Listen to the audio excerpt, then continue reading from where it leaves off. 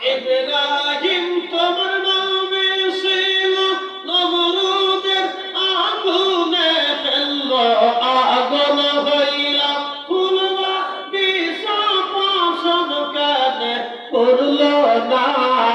আল্লাহ তোমার লীলা খেলা কেউ বোঝে কেউ বোঝে না।